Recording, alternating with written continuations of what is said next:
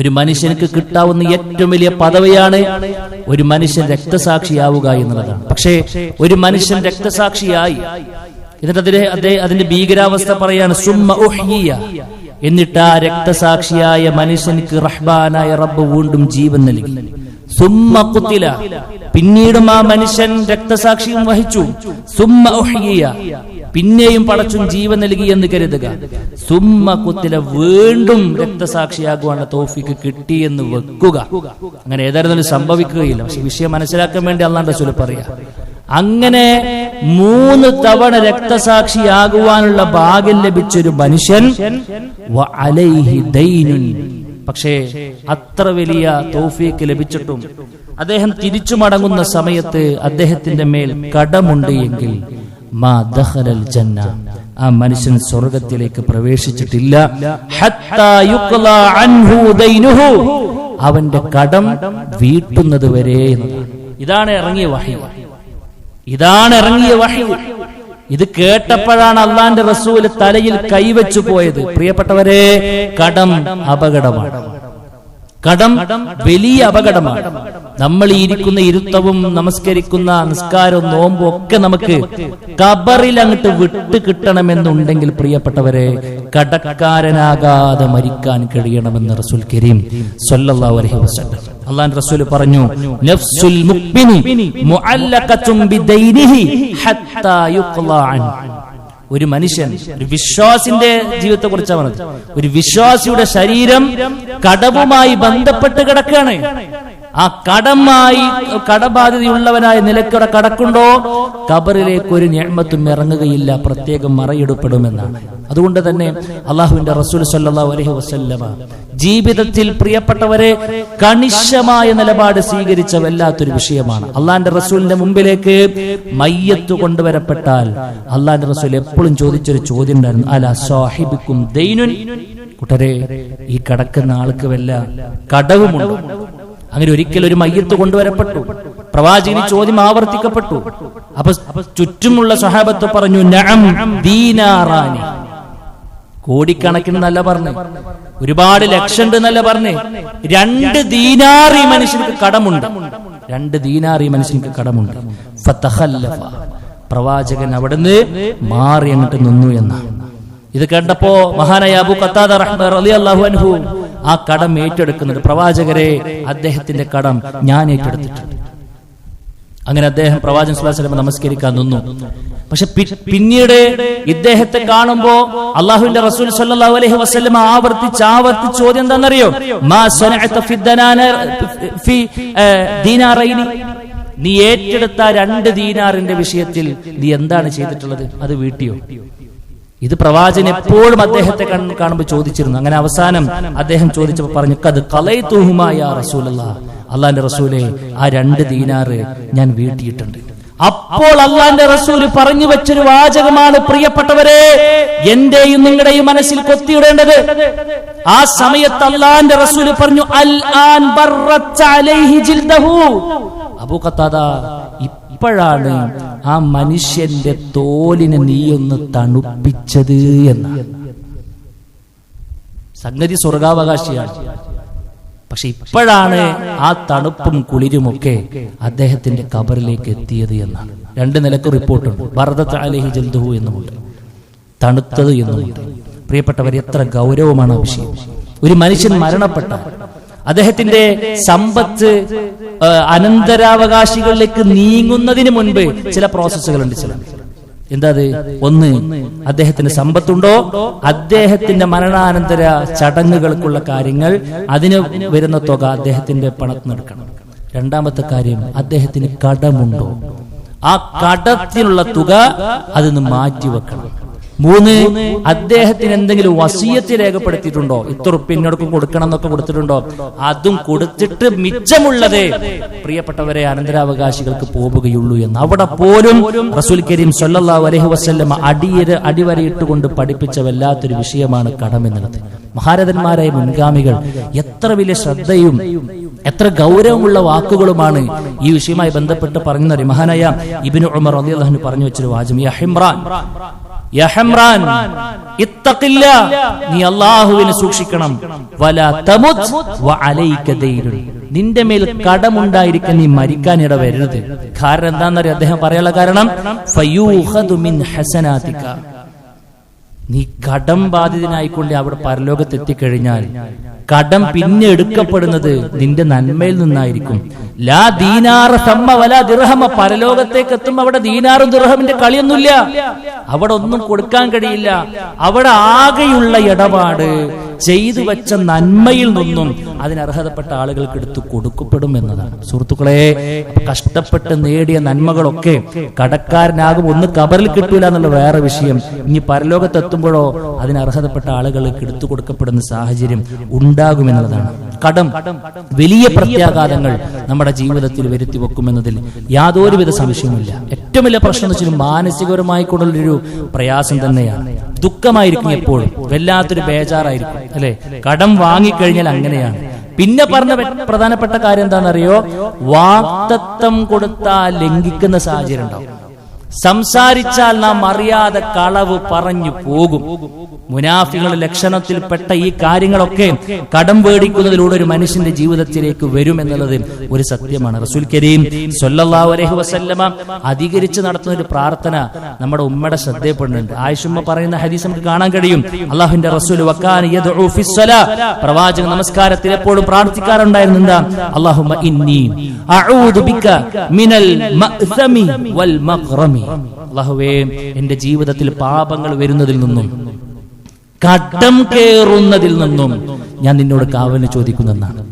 പാപങ്ങൾ വരുന്നതുമായി ബന്ധപ്പെട്ട് നമുക്കറിയാം.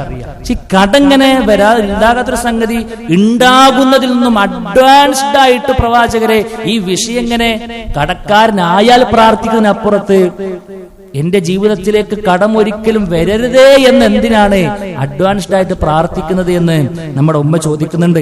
അവിടെ ഉള്ള സ്വഹാബത്ത് ചോദിക്കുന്നുണ്ട്. അപ്പൊ അല്ലാഹുവിന്റെ റസൂൽ കൊടുത്തൊരു മറുപടി എന്താ അറിയോ? ഇന്ന റജുല ഇദാ ഗുരിമ, ഒരു മനുഷ്യൻ കടബാധിതനാകുന്നതോടുകൂടെ ഹദ്ദസ, ആ മനുഷ്യൻ താൻ ആരെന്നാണ് പിന്നെ കടം വാങ്ങിയിട്ടുള്ളത് അദ്ദേഹത്തോട് സംസാരിക്കും. ഫഖദിബ, അവനിക്ക് ചിലപ്പോൾ കളവ് പറയേണ്ടി വരും. വാഗ്ദത്തം കൊടുത്തിരിക്കും. അത് ലംഘിക്കുന്ന സാഹചര്യം ഉണ്ടാവും. ഇന്ന സമയത്ത് തരാന്ന് പറഞ്ഞിട്ടുണ്ടാവും, പക്ഷെ അത് ലംഘിക്കേണ്ട സാഹചര്യം ഒരു പക്ഷെ വരുമെന്നാണ്. മുനാഫിക്കുകളുടെ ലക്ഷണത്തിൽപ്പെട്ട ഈ സംഗതികളൊക്കെ വിശ്വാസികളായ നമ്മുടെ ജീവിതത്തിലേക്ക് വരുന്നതിനെ റസൂൽ കരീം സ്വല്ലല്ലാഹു അലൈഹി വസല്ലം വളരെ ഗൗരവത്തിലാണ് പറഞ്ഞിട്ടുള്ളത്. അതുകൊണ്ട് ഇത് വലിയൊരു വിഷയം തന്നെയാണ്. ഇത് വലിയൊരു വിഷയമാണ്. അപ്പൊ നമ്മളിങ്ങനെ ആലോചിക്കും, അപ്പൊ കടമൊന്നും വാങ്ങാതെ എങ്ങനെയാണ് ഇപ്പൊ ജീവിച്ചു പോകുക? പ്രിയപ്പെട്ടവരെ, കടം സ്വാഭാവികമായിക്കൊണ്ട് എല്ലാവർക്കും ഉണ്ടാവും. എല്ലാവർക്കും കടങ്ങളും കാര്യങ്ങളൊക്കെ ഉണ്ടാവും. പക്ഷേ കടം വാങ്ങുന്നിടത്ത് ചില നിബന്ധനകൾ അള്ളാഹുവിന്റെ റസൂൽ സ്വല്ലല്ലാഹു അലൈഹി വസല്ലം അവിടുത്തെ ദീനിലൂടെ പഠിപ്പിക്കുകയാണ്. പണ്ഡിതന്മാർ നമ്മളെ പഠിപ്പിക്കുകയാണ്. കടമില്ലാത്തവരാ വളരെ കുറവായിരിക്കും. പക്ഷെ വാങ്ങിയ കടം ഏതിന്റെ അടിസ്ഥാനത്തിലാണെന്ന് നമ്മൾ നല്ല ആലോചിക്കണം. കടം വാങ്ങുന്നുണ്ടോ അതിന് ചില നിബന്ധനകൾ പറഞ്ഞു. ആ നിബന്ധന പാലിക്കപ്പെട്ട കടക്കാരനാണ് നമ്മളെങ്കിൽ ഇൻഷാ അല്ലാഹ് അള്ളാഹു ഒരു തുറവി മരിക്കുന്നതിന് മുമ്പ് നമുക്ക് നൽകുമെന്ന് വിചാരിക്കാം. നോക്കൂ നിങ്ങൾ, എന്തൊക്കെയാണ് ആ നിബന്ധന? 3-4 നിബന്ധന പറഞ്ഞു. ഒന്ന്, അയ്യകൂന ഫീ അംരിൻ മശ്റൂഇൻ, അള്ളാഹ് നമുക്ക് അനുവദിച്ചു തന്ന കാര്യങ്ങൾക്ക് വേണ്ടിയായിരിക്കണം നമ്മൾ കടം വാങ്ങിയിട്ടുള്ളത്. അത്യാവശ്യങ്ങൾക്ക് വേണ്ടിയായിരിക്കണം. അനാവശ്യ ചെലവുകൾക്ക് ഇതിൽ പെടൂല പ്രിയപ്പെട്ടവരെ. അത്യാവശ്യം നല്ലൊരു വാഹനമുണ്ട്, വലിയ കുഴപ്പമൊന്നുമില്ല. എന്നാലും അവനിങ്ങനെ അപ്പുറത്തൊരുത്തന്റെ വാഹനം കണ്ടപ്പോ അവനക്ക് അതേപോലത്തെ ഒന്ന് വാങ്ങൊരു പൂതി. അങ്ങനെ സ്വപ്നങ്ങൾക്ക് ചിറകടിച്ചു, അതിനെ പാറിപ്പറക്കാൻ വിട്ടു, അല്ലെ? അതിന് ചിറകരിയേണ്ടതിന് പകരം അതിനിങ്ങനെ പാറാൻ വിട്ടു. അങ്ങനെ അത്യാവശ്യം പ്രശ്നമൊന്നുമില്ലാത്തൊരു വാഹനം മാറ്റണം. വലിയ തിരക്കടമില്ലാത്തൊരു വീടുണ്ട്, അത്യാവശ്യം നല്ല നിലവാരത്തിലുള്ള വീടുണ്ട്. പക്ഷെ അവന്റെ അയൽവാസിക്ക് ഒരു തട്ടും കൂടി ഏറെ വന്നിട്ടുണ്ട്. അപ്പൊ എനിക്കൊരു പൂതി, അല്ലെങ്കിൽ പിന്നെ ഭാര്യ ഒരു 2 തലയണ മന്ത്രമാണ്, നിങ്ങളെ കൊണ്ടൊക്കെ എന്തുണ്ടാക്കുക, കുറച്ച് കടം മേടിച്ചാൽ നമുക്ക് ചെയ്തുകൂടെ, നമുക്കൊരു സ്റ്റാറ്റസ് ഒക്കെ ഇവിടെ ഇല്ലേ എന്നൊക്കെ പറഞ്ഞിട്ട് അങ്ങനെ ചില ആവശ്യങ്ങൾക്ക് വേണ്ടിയിട്ട് കടം മേടിച്ചു കൂട്ടുന്ന മനുഷ്യന്മാരുണ്ട്. അത് പറ്റൂല പ്രിയപ്പെട്ടവർ, അത് പറ്റൂല. അത്രയും നിർബന്ധ സാഹചര്യത്തിൽ മാത്രം കടത്തോട് തൊട്ടാൽ മതി. തീക്കട്ട കൊണ്ട് തലചൊറിയാൻ നമ്മൾ സാധാരണ പറയില്ലേ? ആരെങ്കിലും തീക്കട്ട കൊണ്ട് തലചൊറിയോ? അത് അത്രയും പ്രയാസമായതുകൊണ്ട് നമ്മൾ പറയാം. ഇത് അങ്ങനെ എടുത്ത് കളിക്കാൻ പറ്റുന്ന ഒരു സംഗതിയല്ല. ഇതെന്റെ ഖബർ ജീവിതം നഷ്ടപ്പെടുത്തുന്ന കാര്യമാണ്. ഞാൻ സാക്ഷാൽ ഷഹീദാണെങ്കിൽ പോലും പ്രിയപ്പെട്ടവരെ, നന്മകൾ വിട്ടുകിട്ടാൻ ഈ കടം എനിക്ക് പ്രശ്നമാണെന്ന് പറയുമ്പോൾ അതിന് ലാഘവത്തോടു കൂടെ സമീപിക്കുന്ന ഒരു വിശ്വാസിയും നമ്മുടെ കൂട്ടത്തിൽ ഉണ്ടാകാൻ പാടില്ല എന്ന്. അതുകൊണ്ട് വെറുതെ കടം വാങ്ങുന്ന രൂപം നമുക്ക് ഉണ്ടാകരുത്. ചില ആളുകൾ അങ്ങനെ ഉണ്ട്, വെറുതെ കടം വാങ്ങും. അവൻ്റെ അടുത്തൊരു ബ്രോഡ്കാസ്റ്റ് ലിസ്റ്റ് ഉണ്ടാവും, അതിലാണ്ട് ഇടും. നോണ പറഞ്ഞിട്ടൊക്കെ കടം വാങ്ങുന്ന ആളുകളുണ്ട്. പ്രിയപ്പെട്ടവരെ, നോണ പറഞ്ഞിട്ട് കടം വാങ്ങുന്ന ആളുകളെ, എനിക്ക് അത്യാവശ്യമാണ് ഒരു 1000 രൂപ തരുമോ, അത്യാവശ്യം ഒരു 1000 രൂപ തരുമോ. ഇവർ ഈ മെസ്സേജ് എല്ലാവർക്കും അയച്ചിട്ടുണ്ടാവും. അവനക്കൊരു 100 കോൺടാക്ട്സ് ഉണ്ടെങ്കിൽ ആ 100 ആളുകൾക്കും ഒരേ സമയം മെസ്സേജ് പോയിട്ടുണ്ടാവും. അതിലൊരു 10 ആൾ കൊടുത്ത എത്ര രൂപയായി? എന്നിട്ട് ആരാ തന്നെന്ന് പോലും എനിക്ക് അറിയണ്ടാവില്ല. കൊടുത്തവരെന്താ പറയുക, എന്റെ അത്ര അടുത്തൊരു സുഹൃത്തല്ലേ, ഒരു 1000 രൂപയുടെ കേസല്ലേ ഉള്ളൂ. ചിലപ്പോ അവൻ തിരിച്ചു ചോദിച്ചിട്ട് കൂടി ഉണ്ടാവില്ല, തിരിച്ചു ചോദിച്ചിട്ട് കൂടി ഉണ്ടാവില്ല. ഇവന് കാരണം വാങ്ങിയത് പോലും അറിയണ്ടാവില്ല. അങ്ങനെ ഇതൊരു ട്രെൻഡായി നടക്കുന്ന ഒരു വല്ലാത്തൊരു ഈ ഗൂഗിൾ പേ സംവിധാനമൊക്കെ വന്നപ്പോ അങ്ങനെ ചില ആളുകളുണ്ട്, തക്കും പാത്തിരിക്കുന്ന ആളുകൾ. പ്രിയപ്പെട്ടവരെ, നഷ്ടപ്പെടുന്നത് പരലോകമായിരിക്കുമെന്ന് വളരെ ഗൗരവത്തിൽ നമ്മൾ ആലോചിക്കുക. അപ്പൊ ഒന്ന്, ആവശ്യങ്ങൾക്ക്, അത്രയും അത്യാവശ്യങ്ങൾക്ക് നമ്മൾ കടക്കാരനാകാൻ പാടൂ എന്നാണ്. രണ്ടാമത്തെ കാര്യം എന്താണെന്നറിയോ? അയ്യകൂന ബിത്വരീഖിൻ മശ്റൂഇൻ, അനുവദിക്കപ്പെട്ട മാർഗേണയെ നമ്മൾ കടക്കാരനാകാൻ പറ്റുള്ളൂ. അല്ലെ, എന്തെങ്കിലും സാമ്പത്തിക ആവശ്യം ഉണ്ടായി, ഇന്ന് നേരെ പോകല്ല ബാങ്കിക്ക്, അല്ലെ, ഇന്ന് അങ്ങനെയാണ് ലോണ്. അങ്ങനത്തെ ഒരു ആവശ്യക്കാരനുണ്ട് എന്നറിഞ്ഞാൽ അവനെ വല വീശി പിടിക്കാൻ ഇന്ന് സംവിധാനങ്ങൾ ഏറെയാണ്. അതിന് 4ഉം 5ഉം ഒക്കെ അക്കളുടെ ഇംഗ്ലീഷ് പേരുകൾ ഇട്ടിട്ട് ഇങ്ങനെ ബോർഡ് ഇങ്ങനെ സ്ഥാപിക്കപ്പെട്ടു കഴിഞ്ഞാൽ ആളുകൾ പോവുകയാണ്. 10 ലക്ഷം രൂപയുടെ വണ്ടി ഉണ്ട്, 5 രൂപയുടെ കയ്യിൽ നിങ്ങൾക്ക് ഇറക്കിക്കൊണ്ടിരാന്നാ പറയാ. ആരും വീണു പോകൂലേ, അല്ലേ? അങ്ങനെ പ്രിയപ്പെട്ടവരെ, ആവശ്യങ്ങൾ എന്തെങ്കിലും കൊണ്ട് വരുമ്പോഴേക്കും ഈ പലിശയുമായി ബന്ധപ്പെട്ട ഒരു മാർഗത്തിലേക്ക് നമ്മൾ പോയിക്കൂടാ. പലിശ എന്ന് നമ്മൾ കൈകൊണ്ട് തൊട്ടോ നമ്മുടെ ജീവിതത്തിലെ ബർക്കത്ത് തീർന്നു, ജീവിതത്തിലെ ബർക്കത്ത് തീർന്നു പ്രിയപ്പെട്ടവരെ. പിന്നെ നല്ല നിലക്ക് നമ്മൾ നീക്കൂല. പിന്നെ ഒരു നിലക്ക് അല്ലെങ്കിൽ മറുനിലക്ക് ഇങ്ങനെ പൊട്ടലും ചെറ്റു തന്നെ ആയിരിക്കും. എത്ര മനുഷ്യന്മാരുടെ ഉദാഹരണം കാണാൻ പറ്റും. അറിഞ്ഞും അറിയാതെയൊക്കെ പോയ പലിശയിൽ തൊട്ടതിന്റെ പേരിൽ അടച്ചാലും നാളിതുവരെ ഒരു പുരുഷായുസ് മുഴുവനും പ്രവാസി ജീവിതത്തിൽ ത്യജിച്ച് സഹിച്ച് ആട്ടും തുപ്പുമേറ്റ് ഉണ്ടാക്കിയ സമ്പത്തും മുഴുവൻ കൊടുത്തിട്ടും ഇവിടുന്ന് അങ്ങോട്ട് വിമാനം കയറുന്നതിന് മുൻപ് എത്ര തുകയാണോ ഉള്ളത്, അതേ തുക ഇനിയും പെൻഡിങ്ങിൽ എന്ന് പറഞ്ഞ് അവസാനം എല്ലാം വിറ്റ് തൊലച്ച് നാട് വരെ വിടേണ്ടി വന്ന എത്ര പേരെ നമ്മൾ കണ്ടിട്ടുണ്ട്. പലിശ എന്ന് പറഞ്ഞാലേ അള്ളാനോട് യുദ്ധത്തിനിറങ്ങിക്കോന്ന് പറഞ്ഞ വിഷയമാണ്. അതുകൊണ്ട് പ്രിയപ്പെട്ടവരെ, കടം ആകാം അത്യാവശ്യത്തിന് അനുവദിക്കപ്പെട്ട മാർഗത്തിലൂടെ, അല്ലാതെ അവിടെയും അനുവദനീയമല്ലാത്തൊരു മാർഗത്തോടെ നമുക്ക് പോകാൻ പറ്റൂല. ഇസ്ലാമിക ലോകത്തൊരു ചർച്ച ഉണ്ട്, നമുക്ക് എപ്പോഴാണ് മാക്സിമം പോയി കഴിഞ്ഞാൽ ബാങ്കിനെ നമുക്ക് സമീപിക്കാൻ പറ്റുക. എന്താ പണ്ഡിതന്മാര് പറഞ്ഞറിയോ? ബാങ്കിനെ സമീപിക്കാൻ പറ്റുമോ? പറ്റും. എപ്പോ? എന്തിനും ഏതിനുമല്ല. എല്ലാ വാതിലും ഒരുത്തൻ പോയി കൊട്ടി, എല്ലാവരെയും സമീപിച്ചു നോക്കി, എല്ലാവരെയും ബന്ധപ്പെട്ട് നോക്കി, തനിക്കറിയാവുന്ന എല്ലാ മേഖലകളും അവൻ തട്ടി നോക്കി, ഒരു വാതിലും തുറന്നില്ല. ഇനിയും വെയിറ്റ് ചെയ്താൽ അവന്റെ ജീവിതമല്ല ജീവൻ അപായപ്പെടുമെങ്കിൽ അപ്പോൾ അവൻക്ക് ജീവൻ നിലനിർത്താൻ വേണ്ടി അതിനെന്താണോ ആവശ്യം, അതിനെത്രയാണോ ആവശ്യം, അത് കൈപ്പറ്റാമെന്നേ ഉള്ളൂ. ഒന്ന് ആലോചിച്ച് നോക്കി. കാരണം എന്തിനാണ് ഉലമാക്കളെ നമ്മൾ എത്ര ഗൗരവത്തിൽ ഇത് പഠിപ്പിച്ച്? ഇത് നമ്മൾ പോയി തലവെച്ചാൽ കഴിഞ്ഞു എന്നുള്ളത് കൊണ്ടാണ്. അതുകൊണ്ട് പ്രിയപ്പെട്ടവരെ, ആ ഷർത്ത് നമ്മൾ പാലിക്കുക. മൂന്നാമത്തെ കാര്യം എന്താ അറിയോ? അയ്യകൂനൽ മുസ്തദീനു ആസിമൻ അലൽ വഫാ. നല്ലോണം ആലോചിക്കണം. മൂന്നാമത്തെ ഷർത്ത് എന്താണെന്നറിയോ? ആരുടെ ഒരു 10 രൂപ നമ്മൾ കടം വാങ്ങുന്നുണ്ടോ അത് തിരിച്ചു കൊടുത്തിരിക്കും എന്ന ഒരു ഉറപ്പ് കടം വാങ്ങുന്നവനിക്കുണ്ടാകണം, ഉറപ്പുണ്ടാകണം. ഇൻഷാ അല്ലാഹ് കൊടുക്കണം. എന്താ അറിയോ? ഈ വിഷയം അത്രയും പ്രയാസപ്പെട്ടതായതുകൊണ്ട് തന്നെ, അത്രയും ഗൗരവമുള്ളതായതുകൊണ്ട് തന്നെ വേടിക്കുമ്പോൾ നമ്മൾ കൈ ഇങ്ങനെ വറക്കണം. പടച്ചോനെ, ഇതൊക്കെ തിരിച്ചു കൊടുക്കുന്നതിന് മുൻപാണ് എന്റെ മരണം എന്നുണ്ടെങ്കിൽ റഹ്മാനായ റബ്ബേ എന്താ ഉണ്ടാകുക? അതുകൊണ്ട് പടച്ചോനെ, ഗത്യന്തരമില്ലാതെ വാങ്ങുകയാണ്. ഉമ്മാന്റെ ഹോസ്പിറ്റൽ കേസിന് വാങ്ങിയതാണ്, അത്യാവശ്യത്തിന് വേണ്ടി വാങ്ങിയതാണ്, വേറെ നിവൃത്തിയില്ലാത്തതുകൊണ്ട് വാങ്ങണം. പടച്ചോനെ, എനിക്കത് എത്രയും പെട്ടെന്ന് വീട്ടിയിട്ട് ഈ ദുരന്തത്തിൽ രക്ഷപ്പെടാനുള്ള തൗഫീക്ക് നൽകണേ എന്നൊരു ഉറപ്പ് ഉറപ്പ് അത് വാങ്ങുന്ന സമയത്ത് ഉണ്ടാകണം. സുഹൃത്തുക്കളെ, അള്ളാന്റെ റസൂൽ അങ്ങനൊരു മനുഷ്യന്റെ ഓഫർ എന്താ പറയുന്നറിയോ? മൻ അഖദ അംവാലൻ നാസി യുരീദു അദഅഹ അദ്ദല്ലാഹു അൻഹു. ഈ ഒരു പേടിയും ഈ ഒരു ബേജാറോട് കൂടെ ഒരാൾ അത്യാവശ്യത്തിന് കടം വാങ്ങിയിട്ടുണ്ടെങ്കിൽ അദ്ദല്ലാഹു അൻഹു, ആ കടം അത് അള്ളാഹു വീട്ടുമെന്നാണ്, അത് അള്ളാഹു വീട്ടിയിരിക്കുമെന്നാണ്. എന്നാൽ വമൻ അഖദ യുരീദു ഇത്ലാഫഹ അത്ലഫഹുല്ലാഹ്. അവനിങ്ങനെ വാങ്ങുകയാണ്. എന്തിനാ വാങ്ങണത്? തിരിച്ചു കൊടുക്കണം എന്ന് ഒരു ഐഡിയ ഇല്ല. അങ്ങനെ ഒന്നും വിചാരിച്ചിട്ടല്ല. 4 ആളെ പറ്റിച്ചിട്ട് ലക്ഷറി ലൈഫും അടിച്ചു പൊളിച്ച് ജീവിക്കാം എന്നുള്ള നിലക്ക് അങ്ങനെ ജീവിക്കുന്ന ഒരു മനുഷ്യണ്ടല്ലോ, അവന്റെ കൈകളിലേക്ക് ചിലപ്പോൾ 1000-ങ്ങളും 10,000-ങ്ങളും വന്നിട്ടുണ്ടാവും. അത്ലഫഹുല്ലാഹ്, ആ സമ്പത്തിനെ പടച്ചോൻ നശിപ്പിക്കുമെന്നാണ്. അവനക്ക് നല്ല നിലക്ക് ആസ്വദിക്കാൻ പടച്ചോൻ സമ്മതിക്കൂല. രണ്ടാണ് പ്രിയപ്പെട്ടവരെ.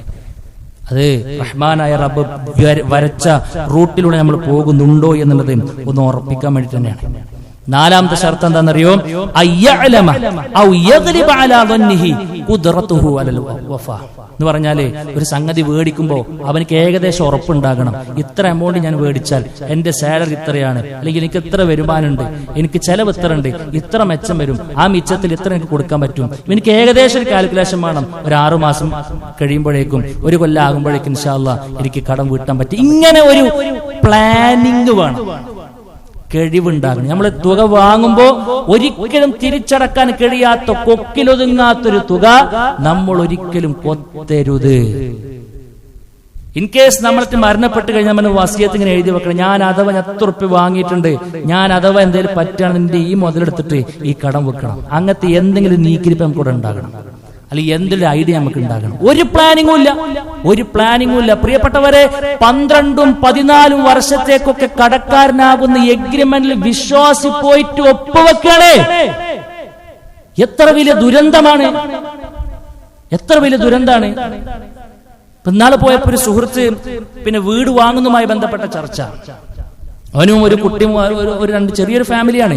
അപ്പൊ നോക്കിയിട്ടുള്ളത് 28 ലക്ഷം രൂപയുടെ വീട്. ഓന് കൂലിപ്പണിക്കാരനാണ്. 28 ലക്ഷങ്ങൾക്ക് കാല് ചവിട്ടാനുള്ളവന്റെ സംഗതി എന്താണ്, ഉറപ്പെന്താണെന്നറിയോ? ബാങ്കുകാർ വരെ കണ്ടിക്കണേ. ബാങ്കുകാർ വരെ 28 അല്ല 30 വേണമെങ്കിൽ ഞങ്ങൾ തരാം, ഇത് 10-15 വർഷം കൊണ്ട് തീർത്താലും മതി. അപ്പൊ എന്നെ കാണാൻ 15 വർഷം ഉണ്ടല്ലോ. ബോന്റെ കയ്യൊക്കെ കാൽക്കോ നോക്കുമ്പോൾ വലിയ പ്രശ്നമൊന്നുമില്ല. ആര് പറഞ്ഞു 15 വർഷം ഈ ഭൂമി ലോകത്ത് നമ്മൾ ഉണ്ടാവും എന്നുള്ളത്? അങ്ങോട്ട് ഇറങ്ങാണ്. മകന്റെ ശമ്പളത്തിന്റെ വലിപ്പം കണ്ട് എന്റെ 2ാമത്തെ കുട്ടി അവിടെയാണ്, 3ാമത്തെ കുട്ടി ഇവിടെയാണെന്ന് പറഞ്ഞിട്ട്, പ്രിയപ്പെട്ടവരെ, ഇങ്ങനെ ലോണിലേക്ക് എത്ര വലിയ തുകയും ഒരു പേടിയും ബേജാറും ഇല്ലാതെ ഇരു കൈകളും നീട്ടി പിന്നീട് റഹ്മാനായ റബ്ബ് ഇഷ്ടമില്ലാത്ത വഴിയിൽ പ്രവേശിച്ചത് കാരണത്താൽ, ബർക്കത്തൂരിയെടുത്തതിന്റെ കാരണത്താൽ അവനിക്ക് പിന്നെ രോഗമായി, അവന്റെ ജോലി ചെറിക്കലായി, അവസാനം ഈ ബാധ്യത തീരാത്തവനായി 2 ലോകവും നഷ്ടപ്പെട്ട രൂപത്തിൽ തിരിച്ചു മടങ്ങുന്ന ഗതികേട് മുസ്ലിം ഉമ്മത്തെ നമുക്കുണ്ടാകാതിരിക്കാനാണ് പ്രമാണങ്ങളിലൂടെ ഈ വിഷയം ഗൗരവത്തിൽ പഠിപ്പിക്കുന്നത്. ഇത് നമ്മുടെ നന്മക്ക് വേണ്ടിയിട്ടാണ്. അതുകൊണ്ട് പ്രിയപ്പെട്ട സഹോദരിമാരെ, ഒരു കാര്യം തീരുമാനിക്കുക, ഞാൻ കാരണം എന്റെ ഭർത്താവ് ഒരിക്കലും കടക്കാരനാകരുത്. എന്റെ അതിരുവിട്ട സ്വപ്നങ്ങൾ കാരണം മക്കളെ നമ്മുടെ ഉപ്പമാർ കടക്കാരനാകരുത്. എല്ലാവരും തീരുമാനിക്കുക. നമ്മളെ കുറിച്ച് ആലോചിക്കുക. നമുക്ക് സ്വപ്നം കാണാം, പ്രശ്നം ഉണ്ടായിട്ടല്ല, പക്ഷെ ഒരു പരിധിയുണ്ട്. സ്വപ്നങ്ങൾക്കും നമ്മൾ പരിധി നിശ്ചയിക്കണം. നമ്മുടെ തോക്കത്തിനനുസരിച്ച്, നമ്മുടെ വരുമാനത്തിനനുസരിച്ച്. ഇൻ കേസ് എന്തെങ്കിലും ചെയ്താലും തിരിച്ചു വീട്ടാനുള്ള ബാക്കിയുള്ള കാര്യങ്ങളൊക്കെ പരിഗണിച്ചിട്ടുള്ള സ്വപ്നങ്ങൾ നമ്മൾ കണ്ടാൽ മതി.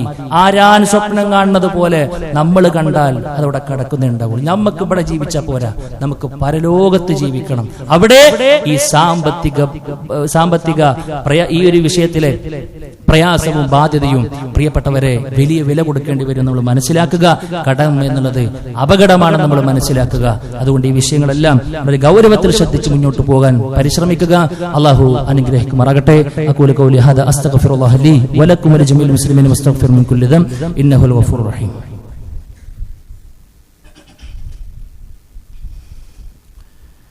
അൽഹംദുലില്ലാഹി വഹദഹു വസ്സലാത്തു വസ്സലാമു അലാ മൻ ലാ നബിയ്യ ബഅദ. അല്ലാഹു സുബ്ഹാനഹു വ തആലയുടെ വിധികളും വിലക്കുകളും മാനിച്ചുകൊണ്ട് ജീവിക്കണമെന്ന് വീണ്ടും ഓർമ്മപ്പെടുത്തുന്നു. സുഹൃത്തുക്കളെ, കടമിടപാടുമായി ബന്ധപ്പെട്ട് നാം ശ്രദ്ധിക്കേണ്ട വളരെ പ്രധാനപ്പെട്ട ചില കാര്യങ്ങൾ കൂടെ ചേർത്ത് വെക്കാൻ ആഗ്രഹിക്കണം. ഒന്ന്, കടം വാങ്ങിയിട്ടുണ്ടോ എഴുതി വെക്കണം എന്ന് പറയാം. ഖുർആനിലെ ഏറ്റവും വലിയ ആയത്ത് ഏതാ? ഖുർആനിലെ ഏറ്റവും വലിയ ആയത്ത് കടവുമായി ബന്ധപ്പെട്ടാണ്. എഴുതി വെക്കണം. നമ്മൾ പെട്ടെന്ന് മരിച്ചാൽ രേഖകൾ സംസാരിക്കണം. അത് നമ്മുടെ ഭാര്യയുടെ കയ്യെത്തും ദൂരത്ത്, അത് നമ്മുടെ ഉമ്മാക്ക് പിന്നെ അറിയാത്തക്ക രൂപത്തിൽ ഇടപാടുകൾ സുതാര്യമാകണം. ഞാൻ ഇത്ര രൂപ ഇന്ന ആളിൽ നിന്നും ഇത്രാം തീയതി വാങ്ങിയിട്ടുണ്ട്, വാങ്ങുമ്പോഴുള്ള കരാറ് ഇത്ര ദിവസം കൊണ്ട് ഇത്ര മാസം കൊണ്ട് കൊടുക്കാം എന്നുള്ളതാണ്. അയാളുടെ നമ്പർ കാര്യങ്ങളൊക്കെ കൃത്യമാകണം. ഇങ്ങോട്ട് കിട്ടാള് മാത്രം എഴുതി വെച്ചാൽ പോരാ, കൊടുക്കാനുള്ളതാണ് എഴുതിയേക്കേണ്ടത്. ഇനി കിട്ടാനുള്ളത് കിട്ടിയിട്ടില്ല എന്നുണ്ടെങ്കിലും പരലോകത്തെ ഇരട്ടിയും അതിന് എത്രയോ ഇരട്ടിയായിട്ട് പടച്ചുകൊണ്ട് തരുമായിരിക്കും. കൊടുക്കാനുള്ളൊരു നയാ പൈസയാണെങ്കിൽ പ്രിയപ്പെട്ടവരെ എഴുതി വെച്ചിരിക്കണം. നമ്മുടെ അനന്തരാവകാശികൾക്ക് അത് കൃത്യമായി കൊണ്ട് മനസ്സിലാക്കാൻ കഴിയുന്നൊരു രേഖ നമ്മൾ ഒരു വിശ്വാസമെടുക്കൽ ഉണ്ടാകണം എന്ന് തന്നെയാണ് ഇസ്ലാം പഠിപ്പിക്കുന്നത്. രണ്ടാമത്തെ കാര്യം എന്താണെന്നറിയോ?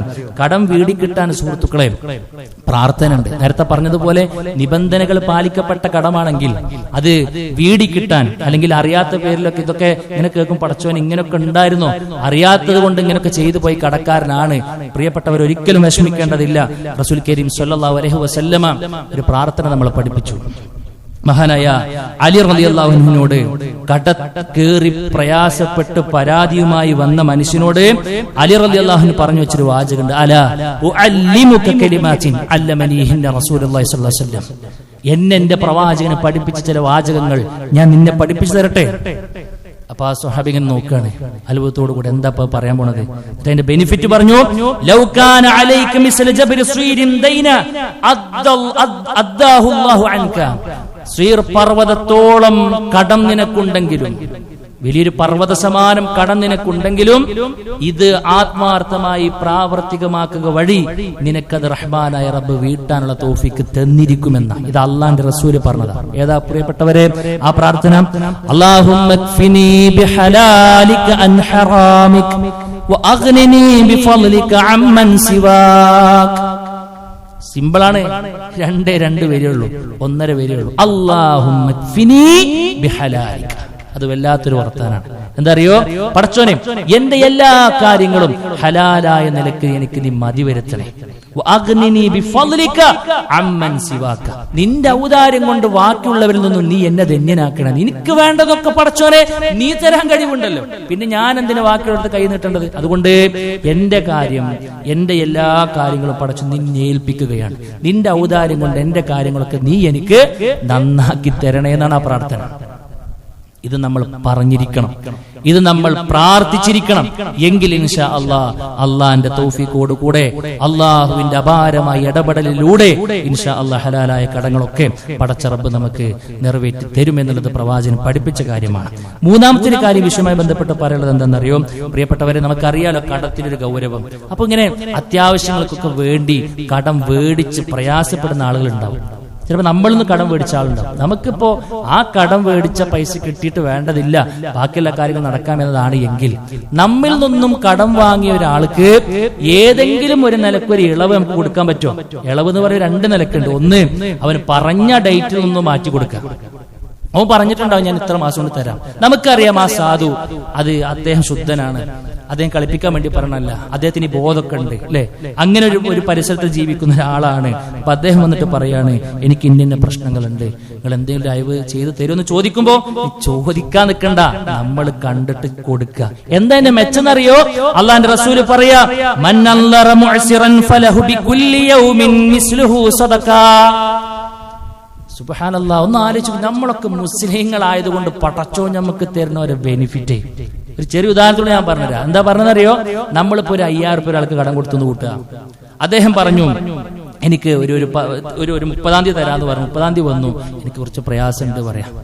ശരി, ഇനി ഒരു 1-ാം തീയതി വന്നിട്ട് നമ്മളൊന്ന് മേടിക്കുകയാണ്, ഇത്ര റുപ്യ മേടിച്ചു, എന്നാ തരാ? 30-ാം തീയതി തരാ. ശരി, കടം കൊടുത്തു. അന്ന് മുതൽ എത്ര രൂപയാണോ നമ്മൾ കടം കൊടുത്തത് അത് നമ്മൾ എല്ലാ ദിവസവും സ്വതക്ക കൊടുത്ത വരവ് പടച്ചും വെക്കുന്നുള്ളതാണ്. നമ്മൾ 2-ാം തീയതി എന്തെങ്കിലും കൊടുത്തോ? ഒന്നും കൊടുത്തിട്ടില്ല. 3-ാം തീയതി നമ്മൾ എന്തെങ്കിലും കൊടുത്തോ? ഒന്നും കൊടുത്തിട്ടില്ല. നമ്മൾ കൊടുത്ത ക്യാഷ് പോയോ? ഇല്ല. നമ്മുടെ അക്കൗണ്ടിലുള്ള സാധനം അവന്റെ അക്കൗണ്ട് കിടക്കുന്നു. പടച്ചോ ഞമ്മക്ക് തന്ന തുക കൊണ്ട് അവന്റെ കാര്യം നടക്കുന്നു. അതിന് പടച്ചോ ഞമ്മക്ക് തരുന്ന ബെനിഫിറ്റ് ആണ്. എത്ര ദിവസത്തേക്കാണോ കടം പറഞ്ഞത് അത് തിരിച്ചു തരുന്ന ദിവസം അത്രയും സെയിം എമൗണ്ട് അള്ളാന്റെ മാർഗത്തിൽ ധനം പിന്നെ സ്വതക്ക കൊടുത്ത കൂലി കിട്ടുമെന്ന് റസൂൽ കരീം സ്വല്ലല്ലാഹു അലൈഹി വസല്ലം. പിന്നെ പറഞ്ഞ എന്താണെന്നറിയോ, ഫഇദാ ഹല്ലദ്ദൈൻ, അവന്റെ ആ ഒരു കടത്തിന്റെ അവധി വന്നെത്തി. 30-ാം തീയതി പറഞ്ഞു, 30-ാം തീയതി വന്നു. അപ്പോൾ വന്നിട്ട് പറഞ്ഞു, എനിക്ക് 30-ാം തീയതി തരണം എന്നായിരുന്നു എന്റെ പ്ലാൻ, പക്ഷെ എനിക്ക് അവിചാരിതമായിക്കൊണ്ട് കുറച്ച് പ്രയാസങ്ങൾ ഉണ്ടായി, നമ്മൾ കൂട്ടുക. അപ്പോൾ വീണ്ടും അവനൊന്ന് കണ്ടറിഞ്ഞു, ശരി പ്രശ്നമല്ല, ഇജ്ജ് 2 ആഴ്ച കഴിഞ്ഞ് തന്നാ മതി, നീ ഒരു 2 ആഴ്ച കഴിഞ്ഞ് തന്നാ മതി, 14 ദിവസം കൂടി അല്ലെ. പിന്നെ പ്രവാചകൻ സ്വല്ലല്ലാഹു അലൈഹി വസല്ലം പറഞ്ഞെന്നറിയോ, ഫലഹു ബികുല്ലി യൗമിൻ മിസ്ലാഹു സദഖ. 5000 കൊടുത്തതെങ്കിൽ പിന്നീട് അവന്റെ അക്കൗണ്ടിലേക്ക് കയറുന്നത് ഓരോ ദിവസവും 10,000 ആയിട്ടാണ്.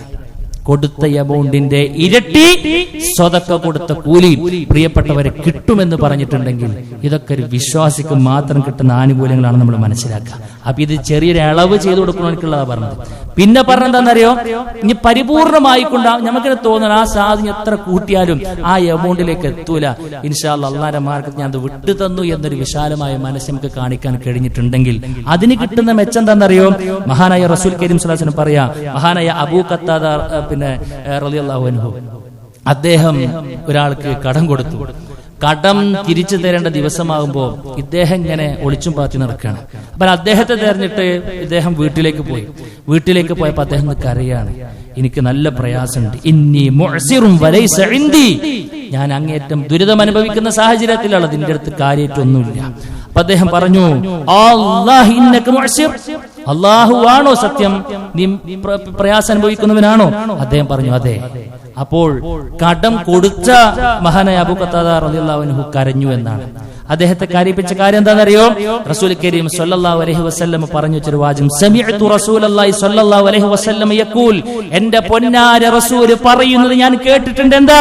മൻ നഫ്സ അൻ ഗരീബിഹി, ആരെങ്കിലും ഒരു കടക്കാരർക്ക് എന്തെങ്കിലും ഒരു ആശ്വാസം കൊടുത്താൽ, നേരത്തെ പറഞ്ഞ ഒരു ചെറിയൊരു ആശ്വാസം കൊടുത്തു, ഒരു എമൗണ്ടിലോ ദിവസത്തിലൊക്കെ ഒരു ചെറിയൊരു ആശ്വാസം കൊടുത്തു, ഔ മഹാ, അല്ലെങ്കിൽ പരിപൂർണമായിക്കൊണ്ടും അതങ്ങ് മായ്ച്ചു എന്ന് പറഞ്ഞാൽ അതങ്ങ് വിട്ടുകൊടുത്തു,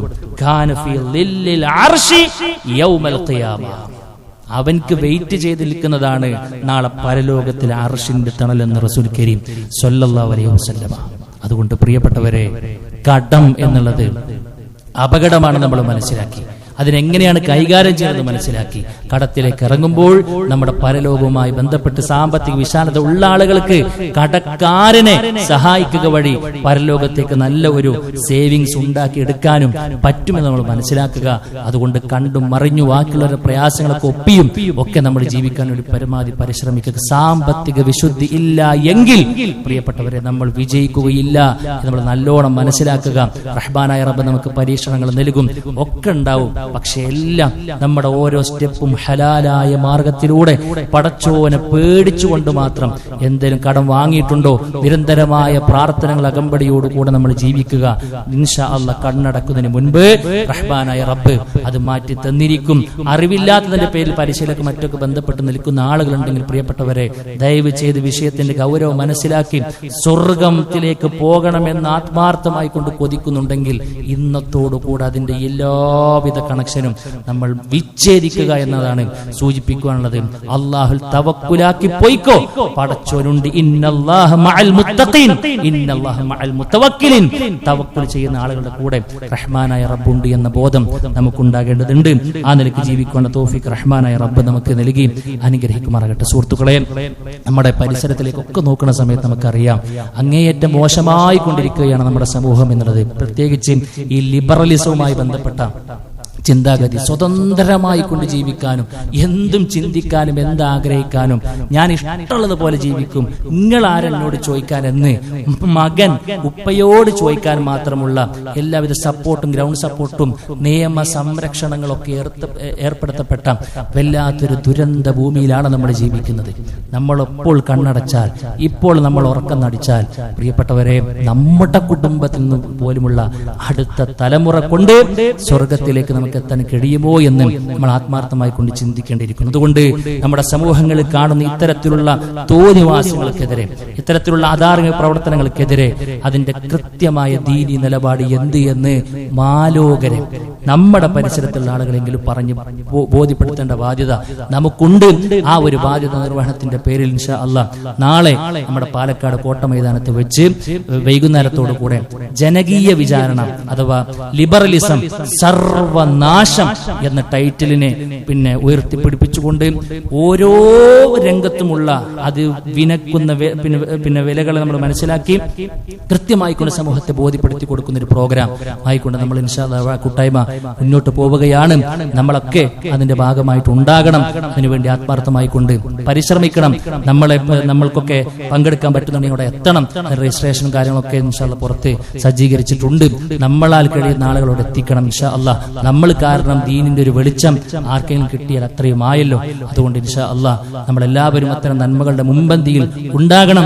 അത് പ്രചരിപ്പിക്കുന്നതിൽ നമ്മൾ ഉണ്ടാകണം. റഹ്മാനായ റബ്ബ് നമ്മുടെ എല്ലാവിധ ദഅവ പ്രവർത്തനങ്ങളും സദുദ്ദേശങ്ങളും അള്ളാഹുവിന്റെ ദീനിന് വേണ്ടി നടത്തപ്പെടുന്ന ഇത്തരം കാര്യങ്ങളൊക്കെ പരിപൂർണമായ വിജയത്തിലേക്ക് എത്തിക്കുമാറാകട്ടെ. അള്ളാഹു നമ്മിലൂടെ ഒരുപാട് ആളുകൾക്ക് അള്ളാഹുവിന്റെ ദീനിന്റെ വെളിച്ചം കൊടുക്കുന്ന അതുവഴി നമുക്ക് സ്വർഗത്തിൽ എത്തുവാനുള്ള വലിയൊരു സാഹചര്യം റഹ്മാനായ റബ്ബ് നമുക്ക് എല്ലാവർക്കും നൽകി അനുഗ്രഹിക്കുമാറാകട്ടെ. അള്ളാഹുവേ, അറിഞ്ഞും അറിയാതെയും വന്നു പോയിട്ടുള്ള ചെറുതും വലുതുമായ മുഴുവൻ തെറ്റുകളും കുറ്റങ്ങളും വിട്ടുപുറത്തു മാപ്പാക്കി തരണമേ റഹ്മാനെ. അള്ളാഹുവേ, ഞങ്ങൾക്ക് മുമ്പ് മരണപ്പെട്ടു പോയിട്ടുള്ള മാതാപിതാക്കൾ, കൂട്ടുകുടുംബക്കാർ, ആദർശ ബന്ധുക്കൾ എല്ലാവരുടെയും ഖബറുകൾ വിശാലമാക്കി കൊടുക്കണമേ റഹ്മാനെ. അള്ളാഹുവേ, രോഗം കൊണ്ടും മറ്റു കടങ്ങളെ കൊണ്ടൊക്കെ ഒരുപാട് പ്രയാസം അനുഭവിക്കുന്ന ആളുകളുണ്ട്. എല്ലാവരുടെയും പ്രയാസം ദൂരീകരിക്കണമേ റഹ്മാനെ. അല്ലാഹുമ്മ ഗഫർ ലിൽ മുഅ്മിനീന വൽ മുഅ്മിനാത്ത് വൽ മുസ്ലിമീന വൽ മുസ്ലിമാത്ത് വൽ അഹ്യാഉ മിൻഹും വൽ അംവാത് ഇന്നക മുജീബു ദഅവാതി യാ ഖാദിയൽ ഹജാത്ത്. അല്ലാഹുമ്മ അജ്ർനാ മിനൻ നാർ, അല്ലാഹുമ്മ അജ്ർനാ മിനൻ നാർ, അല്ലാഹുമ്മ അജ്ർനാ മിനൻ നാർ. റബ്ബനാ തഖബ്ബൽ മിന്നാ ഇന്നക അൻതസ് സമീഉൽ അലീം വതുബ് അലൈനാ ഇന്നക അൻത തവ്വാബുർ റഹീം. ആമീൻ ആമീൻ ബിറഹ്മതിക യാ അർഹമർ റഹീം.